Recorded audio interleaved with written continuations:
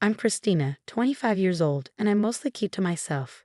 Even though I have a job or study, my family might think I don't because I don't talk about it much, especially my brother. How did I end up like this? Well, it all goes back to my time in middle school when I started feeling like I couldn't trust people.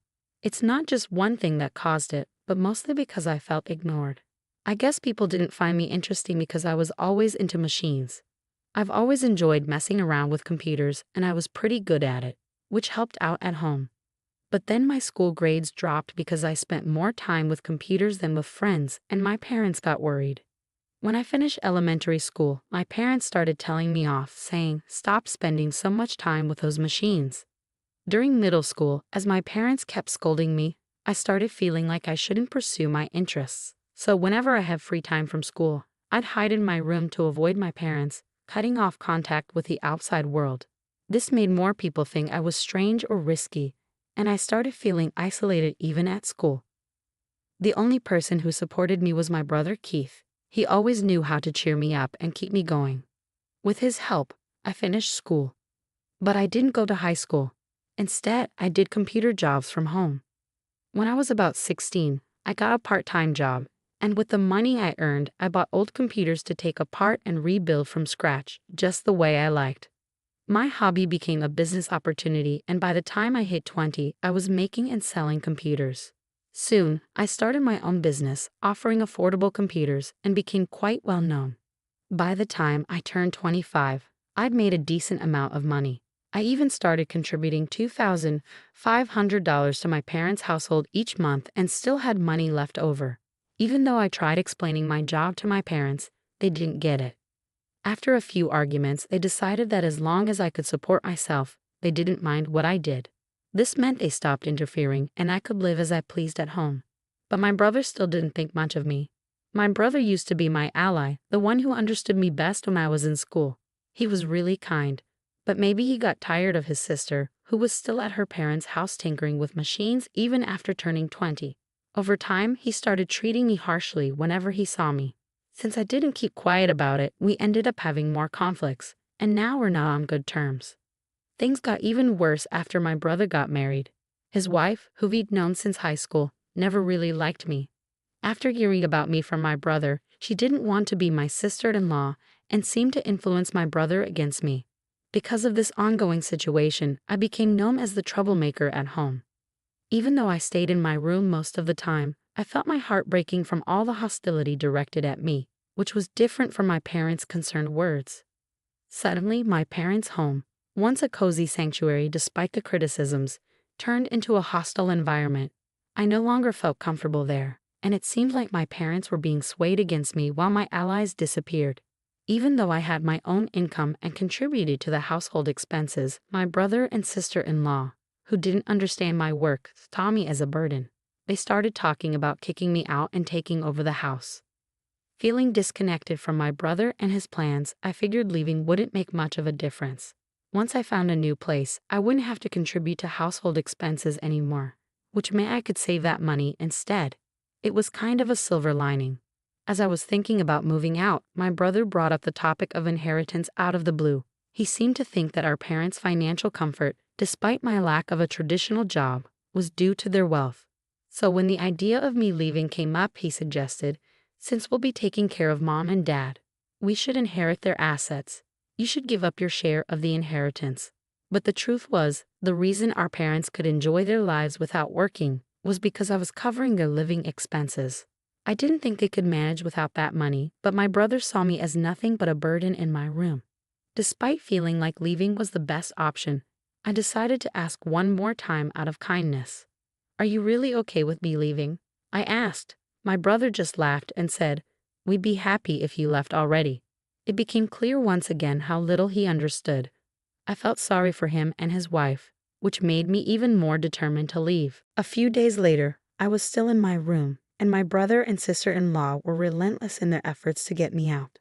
They kept knocking on my door, convinced mom to stop cooking for me, and even told me to do my own laundry. But these were all things I'd have to do if I lived alone anyway. I wasn't going to just sit back and let them take my place away from me without a fight. Sure, I wasn't happy about it, but I wasn't about to accept it either. I was being unfairly pushed out, and I wasn't going to take it lying down. After all, unskilled with machines, something my brother seemed to forget. He didn't realize the power I had with a computer at my disposal.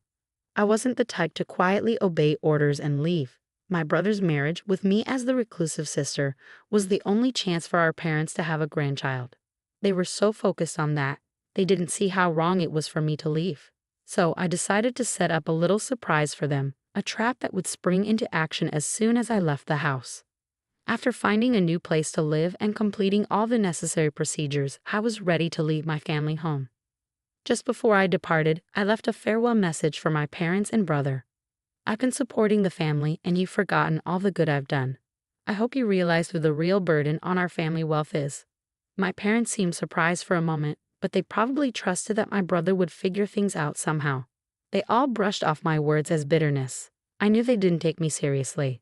But for now, I believed it was best to leave things this way. So I left the house. I took a significant amount of equipment from my family home and bought additional items, along with necessary furniture and appliances for my new place. I set up my new place just the way I wanted it, decorating it with my favorite style and creating a cozy atmosphere. It turned out to be a perfect environment for me to work in, and surprisingly, living alone wasn't as intimidating as I thought it would be. In fact, I wished I had made the move sooner. The people in the neighborhood were friendly and life was comfortable.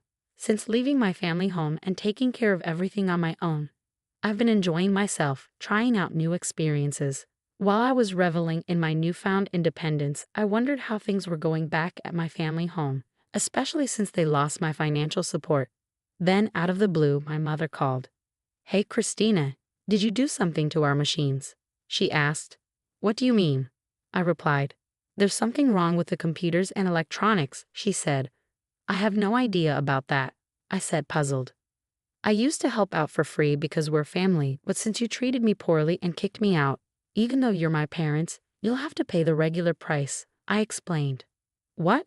That's pretty greedy. We're your parents. Can't you give us a discount?" They responded. "Well, I prefer giving discounts to my friends.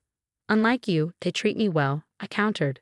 "Fine, you're so cheap," they grumbled. Internally, I sighed with relief that another trap hadn't been triggered and dealt with the situation calmly. But my mother didn't seem to appreciate my response.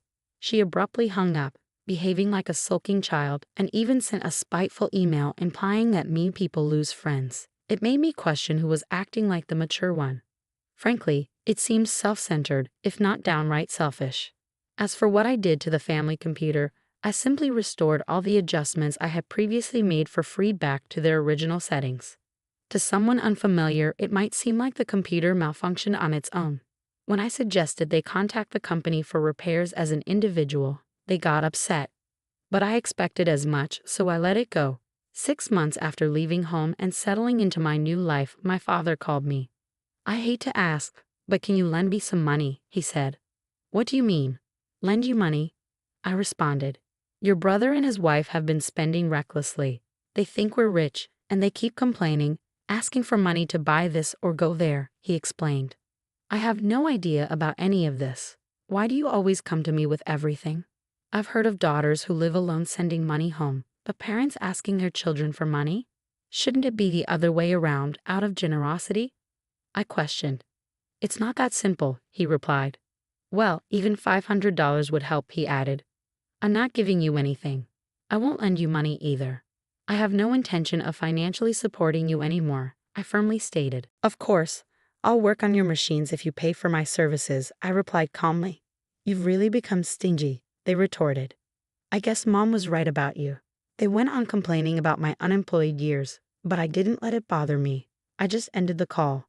My father didn't send any emails, but he started calling me multiple times a day, which I found annoying. What troublesome parents I have, I thought to myself. A few days later, my brother, sounding desperate, called me. When I asked why they kept contacting me, he asked, "Do you know why our family was wealthy?" It seemed like he suspected their financial situation had worsened since I moved out, but it was too late. My current home was my sanctuary. My work and life were all centered around this house, and I had no intention of leaving it again.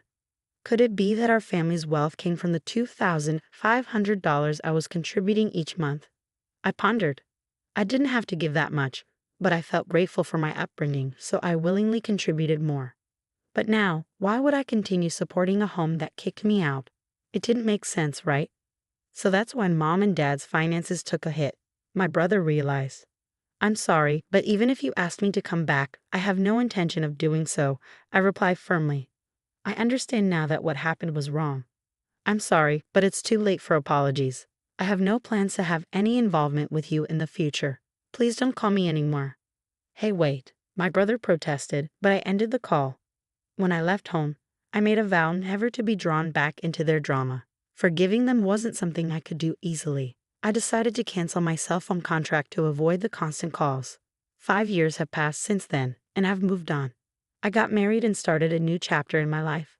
My partner is in the same line of work as me, so he understands my lifestyle and helps out with household chores. Although I thought about reaching out to my parents since they're technically family, I felt it was too late. I hadn't made any attempts to reconnect. However, my husband expressed an interest in meeting my parents and learning about their current situation. To gain insight, I hired a detective to investigate. What we discovered was shocking. My parents, desperate to maintain their lifestyle and keep my brother and his wife tied to the family home, had accrued a mountain of debt from various lenders. With no hope of repayment, the debt continued to grow with accumulating interest, leaving them in a dire situation. The debt from my parents alone exceeded $100,000, and their house had been used as collateral. Now, where our family home once stood, there's only an empty lot. Although I felt a twinge of sadness due to my sentimental attachment to our family home, I couldn't help but think that my parents were facing the consequences of their actions. I decided to look into my brother's current situation. It appeared that my brother had suggested a divorce due to his wife's extravagant spending habits, but she vehemently opposed the idea. They were now embroiled in a drawn-out divorce lawsuit, which was draining both their time and finances. His wife had hired a lawyer and was resisting the divorce, refusing to let go of my brother, leaving them at an impasse. Despite rumors, my brother and his wife hadn't yet had children. To confirm, I sent the detective to the hospital where they were being treated. It turned out my brother was indeed infertile, nearly incapable of producing sperm, making natural conception highly unlikely. My parents, who had pinned their hopes on having grandchildren from my brother and his wife, were disappointed and ended their cohabitation. The family home had to be sold to settle the debt, marking the sad state of my family. This distressing reality became apparent after a cursory investigation. It was evident that engaging with them in this condition wouldn't be beneficial for me or my husband. Now I have a loving husband, 4 children, and a dog. We've purchased a spacious home and are living the life my family once dreamed of. If they were aware of our situation, they might try to exploit it, which I couldn't bear. As soon as I learned about this, I went to the local office and arranged for my personal information to be accessible only through formal disclosure requests. I made a conscious effort to keep my distance from them and asked my husband not to engage with them regarding our marriage. Although he seemed disappointed at first, after explaining the situation, he understood and hasn't brought it up since. I hope that once things settle down at my family home and a time for reconciliation arrives, I can rebuild a relationship with my parents and brother.